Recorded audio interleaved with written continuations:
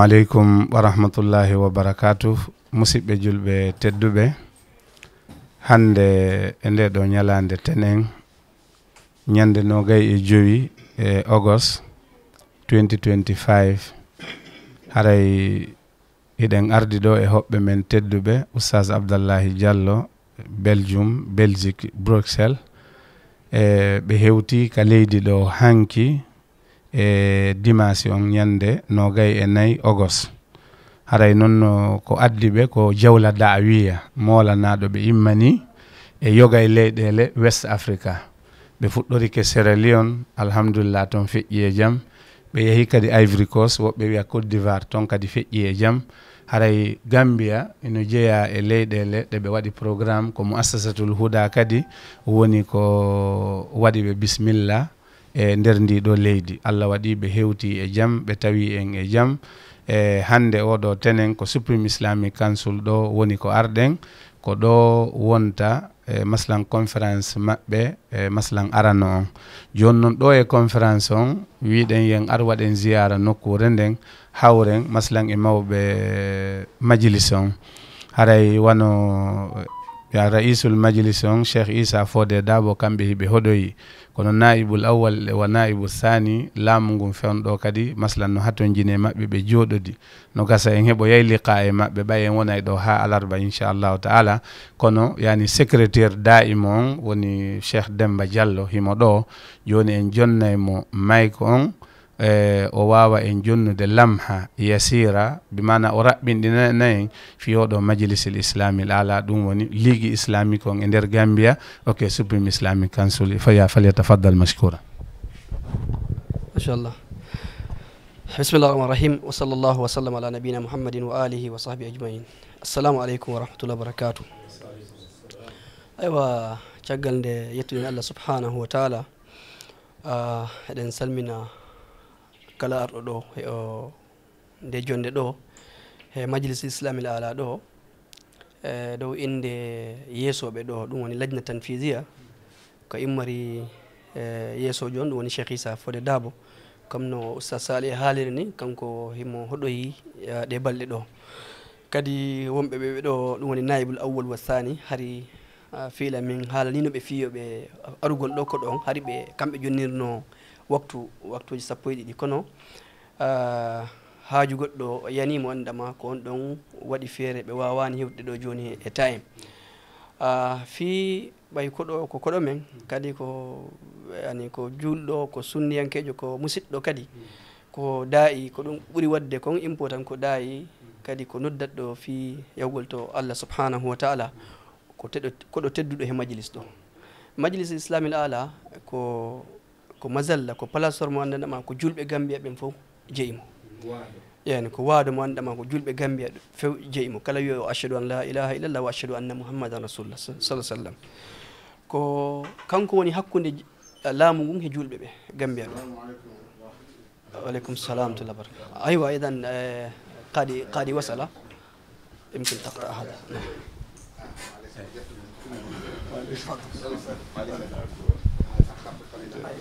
وكان الله يجلس أنا أنت وراء. السلام عليكم. وعليكم السلام. كيف حالكم؟ الحمد لله. مبارك. كيف حالكم؟ لا بأس به. هذا وسهلا. الحمد لله. كيف حالكم؟ الحمد لله. مبارك. السلام عليكم شيخ الكريم. كيف حالكم؟ اي haray o ɗo ko woni yani alqadi Oumar Ahmad Seck ya raisul qudat fi Gambia wa naibul awwal yani rais al majlis al islami al ala. alhamdulillah barakallah. ay haray ko kanko woni yani first vice president Supreme Islamic Council Cheikh alqadi Oumar Seck.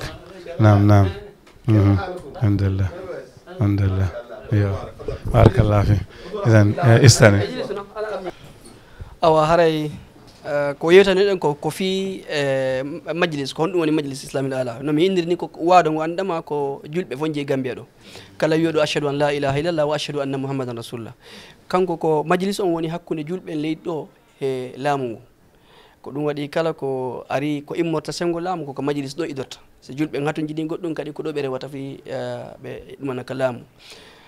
majlis o himo tawa he golleji makko ɗum woni fewtingol yamirgol almame ɓen ɓurta ɓe accintinde hakkille walitagol ɓe ko honno ɓe wawirta waɗde golle maɓɓe ne he dow laawol laaɓugol e laawol fewgol no waɗi ɓe jogii lajna mo wondetama ko on ɗo wiyete lajna tanfisia committee mo andama ko on ɗo woni lajna tanfisia mo andanama ko on ɗon jogii e golle majlis ɗe ñande wo ɓen ɗon koɓe sappo he e ngo oɗo jooɗiɗo ɗo ariɗo ɗo joni woni Kadi Omar Seka kanko woni first vice président council o goɗɗo toon ine ɗo Cheikh Ibrahim Diédhiou on ɗon kadi woni second vice président hannde yeesojo on no hoɗoyi kanko woni Cheikh Issa Fodé Dabo kono no andirɗon ni si yeesojo on ala ɗon ko imam on ala ɗon ko nayɓe on ɗumanta hannde ko kanko woni raisul majlis ɗo awa o yaɗa ala ɗo kono rais on no ɗo eyyi kadi less majlis ɗo no waɗi committee ji ɓuyi ɗi andanama ɗin ɗon ko wallita ɗi majlis on fi golle majji mbiɗen jogui ka region wo region mbiɗen jogui ka wiyete regional committee ɓe andama lajnal iqlimia kadi ka district foof mbiɗen jogui ɗon committee mo andama on ɗon kadi ko district committee a faami joni ɗo majlis kala mo faalaɗo si majlis falama ɗo haaldude kala almami ka nder leydi ɗo ɓe wawa haaldude makko no ɓuuri newrade caggal ɗum kadi mbiɗen jogui committee ji ɗi andama ɗin ɗon kadi ko walitoji majlis e golle ɗi tawa ɗin committee ji lajnatu da'wa ko kanko Kadi on woni yeeso on committee sengo lajna tanfisia o oɗo oustaz Saleh ko udu he on lajnatu da'wa ok kadi majlis on no jogui ko wiyete janahan nisawi ɓen ɗon mari fi rewɓen ɗo sawa on da'iyade walla julɓe rewɓen ɗo kamɓe kadi ɓe jogui programme ji maɓɓe kamɓe wonani majlis on sengo rewɓe no committee di busdal ɗi andama ɗin ɗon fof koye golle ko ni majlis on woni he e gollirde so arugol mon ɗo fi alan min weldike e muɗum ɓay koɗo si ari ka leydi o adori kama on ɗon holliri wonde himo ma jonni mi anda teddugal ngal ɗon teddugal majlis yi kadi mbiɗen on holla wondan ɗo ko onon kadi ko leydi mon kadi majlis o ko enen fof jiiɓay ko onon enen fof woni ɗo julɓe kono koɓe wiyta kon si ndiyan ari haray on tigui no tawimmi haray lanjuɗo ala toon haray tawimmi on ɗumanni joni ndiyan ɗan ari ɗum woni Kadi Omar Seka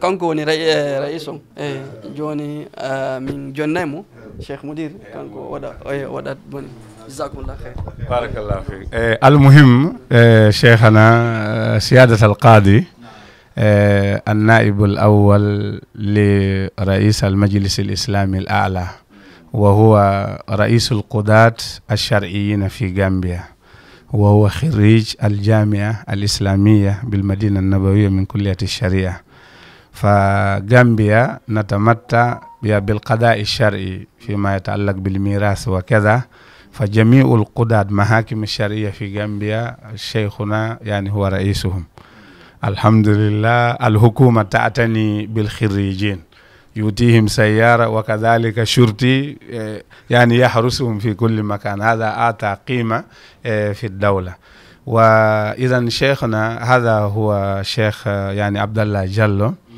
هو هذا الشيخ نعم شيخ عبد الله جلو نعم هو خريج يعني الأزهر الشريف وبعد ذلك سافر إلى بلجيكا إمام وخطيب وداعية كبير هناك جمعية أهل السنة والجماعة في بلجيكا عموما يعني هو الأمين العام يعني لتلك الجمعية وهو عنده جولة دعوية لبعض الدول في غرب إفريقيا بدأ بسيراليون ثم ساحل العاج ثم غامبيا ثالثا ومن هنا إلى السنغال ومن السنغال إلى غينيا بيساو ثم يرجع إلى غينيا كوناكري أيضا للدعوة فمؤسسة الهدى هي التي استضافته ومجيئه فيه ميزة لأننا ما سبق أن وجدنا ضيف يعني وأقمنا محاضرة في المجلس قلنا هذه المرة قبل أن نذهب به في أي مكان ونبدأ محاضرته بقاعة الدوحة يعني بمقر المجلس فطلبنا ليس محاضرة فقط، بل كنا نريد أن مثلا يعني نجلس معكم قبل المحاضرة، وفعلا كنا نعتذر لكم، لكن حاولتم وتركتم كل شيء وجيتم، والله قدرنا كثيرا. الآن يمكن أنت تتكلم باللغة العربية، يعني لا يضر، لأن هذا تكلم بالفلانية. جزاكم الله خير. الآن نوتي الميكروفون. السلام عليكم ورحمة الله وبركاته. الحمد لله والصلاة والسلام على رسول الله صلى الله عليه وعلى آله وصحبه ومن والاه. وبعد ذلك نرحب بضيوفنا الكرام الذين وفدوا إلينا من بلاد بعيدة لأجل توطيد العلاقة الأخوية الدينية الإسلامية التي أقوى عرى تربط بين المسلمين. الحمد لله. كما وجدت أخانا الشيخ ديمبا جالو يعني يبين لكم عن هذا المجلس، هكذا الأمر. نحن في غامبيا طبعا بحكم وجودنا في تحت المستعمرة الإنجليزية، ولديه ميزة من الحريات كثيرة، وبموجبه وجدنا تقريبا ثلاثة أجنحة عملية لكل جناح ثمار علمي ودعوي في الدولة، لا أثر إيجابا في الغامبيا. وجناه الأول وأقدم هو جناه القضاء. قضاء في غامبيا بدأ قبل 100 عام. نعم، 1906 بدأ القضاء. بعد مرور القضاء ب100 عام أنا جئت إلى القضاء. نعم، قضاء شرعي أقصد. نعم، ولدينا أكايف يعني سجل قضائية كتب منذ 100 عام موجود معنا، وباللغة العربية طبعا. هذا يدل على شرف وعلى أن الغامبيا لديهم قدم راسخ في هذا المجال، وما زال هذا القضاء مستمرا. كان فقط محصورا في إقليم بانجول وسيركوندا، ولكن الآن وسع في عهد الحكومة السابقة إلى جميع الأقاليم الدولة، والمسلمون مقبلون إلى هذه المحاكم إقبالا شديدا، فهذا يدل على خير. فكذلك أيضا أن جناح تعليمي، هذا الجناح التعليمي أيضا يضم جميع المؤسسات التعليمية في الدولة الإسلامية، ولدينا منهجنا خاص الذي شيخنا محمد صالح ونحن وغيرنا الذين تخرجنا من الجامعات قمنا بتأليفه، وهذا أعطانا نوعا من الاستقلالية وأيضا والاعتراف لدى الجمهور وأيضا لدى الحكومة. وحكومة جزاهم الله خير دائما يدعمون يعني هذه الأعمال، حكومة معنا، فهم يدعمون الأمانة بكل ثقل بتدريب المعلمين وبدفع رواتب بعض المعلمين، وهذا فعلا نشكر الحكومة على هذه جهود. كما ذكر أخونا محمد صالح، بجانب القضاء 100% كله يدفع ويتحمل الحكومة 100%، ليس هناك مشاركة مع أحد 100%. نعم، بكل تسهيلات. فهذا أيضا نشكر حكومة غامبيا على ذلك. وجناه الثالث وهذا المجلس الذي نحن تحت ظلاله اليوم، وهذا المجلس أيضا بصفته حالي تم تأسيسه هكذا منذ عام 2092 بوجب تداعيات وجود خريجين أتوا من بلاد شتى وكل بمنهجه خاص في الدعوة والتعليم.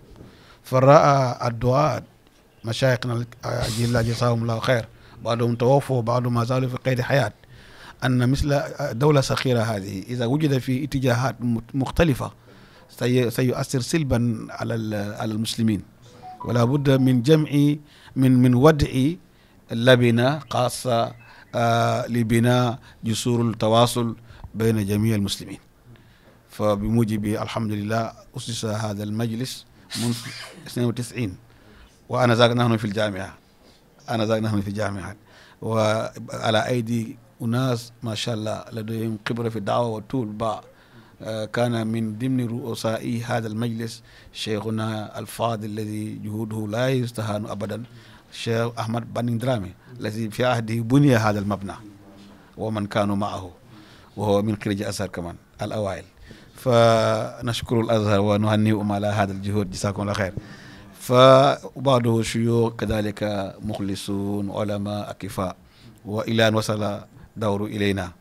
نحن معنا شيخنا الفاضل الشيخ هادي عيسى فودي دابو الذي حاليا هو في سفر خارج البلد لحضور مؤتمر في تركيا، وهو أيضا رجل يتميز بكفاءة إدارية. الدعوة في كثير من البلدان ينقصنا في الكثير من المجالات الإدارة، لأننا درسنا فقط كيف نخاطب الناس خطب رناقة، ولكن عندما نأتي إلى جانب إدارة وتخطيط أحيانا نجد مشاكل. هذه حقيقة في كل بلاد المسلمين، ولكن شيخنا هذا جزاه الله خير من المتميزين في التخطيط والإدارة، وهو الذي يرأس أمانة منذ تأسيسها في أوائل التسعينات إلى يومنا هذا. أمانة صار الآن يضم فيها مدارس إعدادية من روضة إلى ثانوية، والآن عندنا حتى جامعة اسمها جامعة الأمانة عالمية. فعلا هذا خير، يعني فضل كبير. نعم، ولدينا اعتراف واسع، وبعض الشباب من غينيا كوناكري من سنغال بصفة خاص يدرسون هنا في غامبيا، ولا تمر بشوارع غامبيا شارعين إلى وجدت من في كل شارع تجد من يقدمك بالعربية. هذا الحمد لله نشكر الله ونحمده على ذلك. وهذا المجلس جاء كمظلة لجميع العمل الإسلامي، مظلة العمل الإسلامي في غامبيا، سواء تعليمي سواء دعوي سواء أي شيء، طالما أنت تتحرك باسم الإسلام في غامبيا هذا المجلس هو مظلك. والمجلس يعتبر جسور بين المسلمين والحكومة، والحكومة توتنا ثقل والثقة بما يقوم به المجلس من إصلاح، خاصة الجانب الإصلاحي. كل الخصومات جارية بين الناس يعني يرجع إلى المجلس، وهذا يدل على اعتراف جمهور للمجلس، وكذلك أيضا الحكومة للمجلس. حتى الحكومة إذا وجدت قضية عويصة، أنتم تعرف إذا كنتم درستم القضاء ليس كل القضايا تبط فيها، لأن بط في بعض القضايا يؤدي إلى مشكلة اجتماعية عويصة لا يمكن حلها. مثل هذه القضايا حكومة تحيلها إلى المجلس كثير جدا، والشيخ محمد يعرف ذلك كثيرا، والحمد لله على ذلك. وذلك المجلس يعني يحظى بقبول الحكومة وبقبول أي جمهور، وأيضا قبول الخارجي، دول الخارجي كلهم يعرفون هذا المجلس ويتعاونون معه. ونرحبكم إلى هذا المجلس ونثمن جهودكم التي لأجلها قمتم، ونسأل الله أن يبارك لكم في هذه الجهود. ونحن لا ننسى طبعا موقف إخواننا الفلانيين في قدمهم السابق في دعوة ونشر تعاليم إسلامية في غرب إفريقيا بصفة خاص، سنغال، غامبيا، غينيا كوناكري، وحتى مالي والنيجير، وحتى نيجيريا. تحدثنا الأخبار أن عثمان دان فوديو الذي أسس أكبر دولة وحضارة إسلامية في غرب إفريقيا إلى الآن لم نجد مثلها. وإذا ذهبت إلى نيجيريا تجد مؤلفاتهم ما شاء الله كثر، وإلى الآن بعضها لم تخرج إلى النور، وهو من أصول فلانية، وهو جاء حتى من سنغال وذهب إلى هنالك. ذلك الشيخ مرفوتي وأمثاله.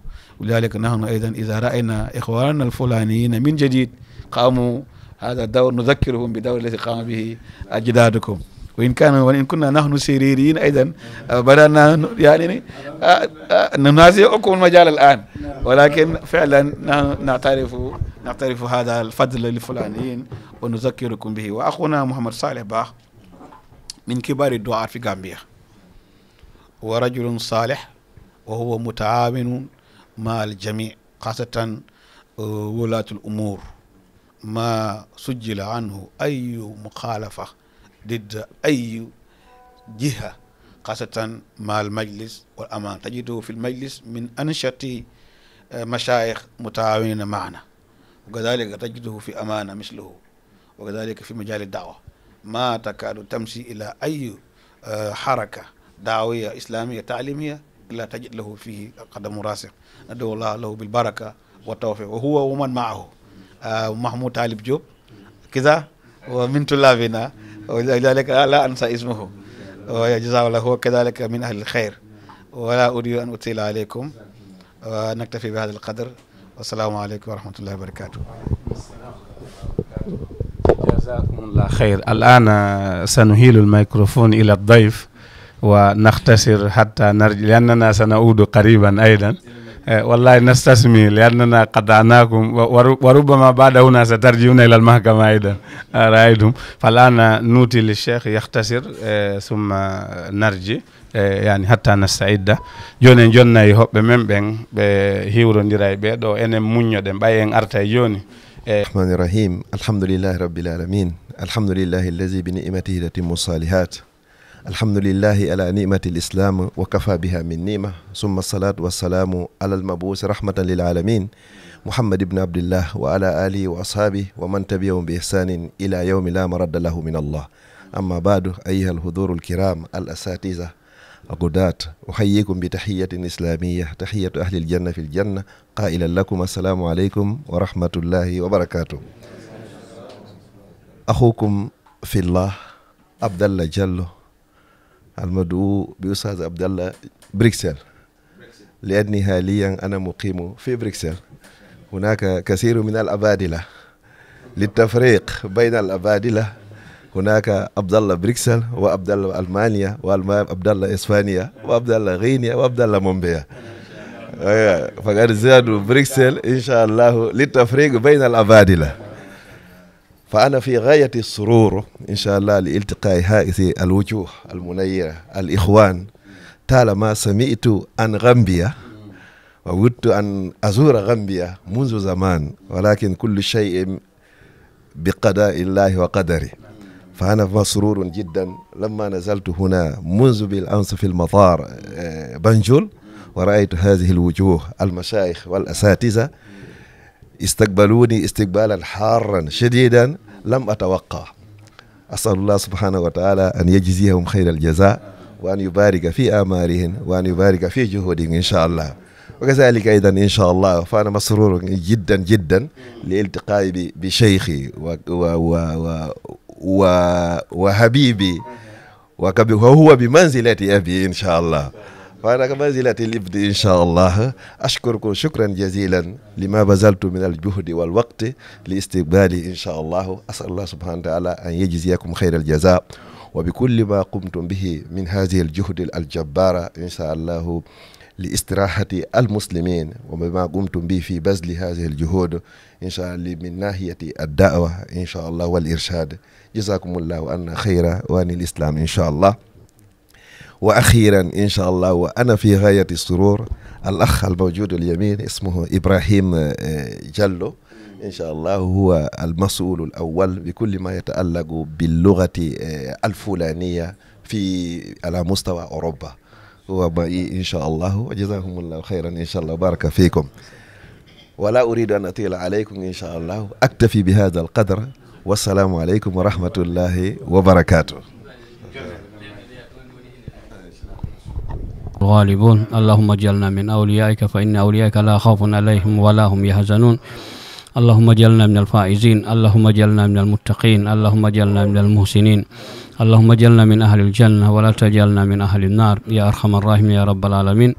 اللهم اجعلنا في قلبنا نورا، في سمعنا نورا، في بصرنا نورا، في لساننا نورا، ويميننا نورا، وعن يسارنا نورا، من خلفنا نورا، من أمامنا نورا، من فوقنا نورا، من تحتنا نورا.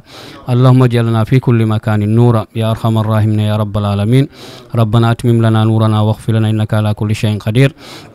اللهم لا ذنبا إلا غفرت، ولا هما إلا فرجت، ولا دينا إلا قضيت، ولا مريضا إلا شفيت، ولا ميتا إلا رحمت، ولا ضالا إلا هديت، ولا جاهلا إلا علمت، ولا فقيرا إلا أغنيت، ولا أسيرا إلا يسرت، ولا فسادا إلا أصلحت، ولا حاجة من هوائج الدنيا والآخرة إلا قضيتها لنا ويسرتها لنا يا أرحم الراحمين يا رب العالمين. اللهم ارحم موتانا ولجميع موتى المسلمين، اللهم اشف مرضانا ولجميع مرضى المسلمين يا أرحم الراحمين يا رب العالمين. اللهم أنزل في بلدنا غامبيا البركة والرحمة يا أرحم الراحمين يا رب العالمين، إنك على كل شيء قدير. سبحان ربك رب العزة عما يصفون، وسلام على المرسلين، والحمد لله رب العالمين. إذا تتلى عليه آياتنا قال أساطير الأولين كلا بل ران على قلوبهم ما كانوا يكسبون كلا إنهم عن ربهم يومئذ لمحجوبون ثم إنهم لصالو الجحيم ثم يقال هذا الذي كنتم به تكذبون كلا إن كتاب الأبرار لفي عليين وما أدراك ما عليون كتاب مرقوم يشهده المقربون إن الأبرار لفي نعيم على الأرائك ينظرون تعرف في وجوههم نضرة النعيم يسقون من رحيق مختوم ختامه مسك وفي ذلك فليتنافس on jarama ko jokkoɗo men Fulɓe TV haray jokke men tan min addana on conférence ɗi annduɗa oustaz Abdallah Diallo Bruxelles a waɗe e nder leydi min hara on jarama ko musidɗo on Kadidiatou Diallo mi yetti team on fof mi yejitani noon Samba Galadio Mbalo ha France mo daɗamo tambiti TV on jarama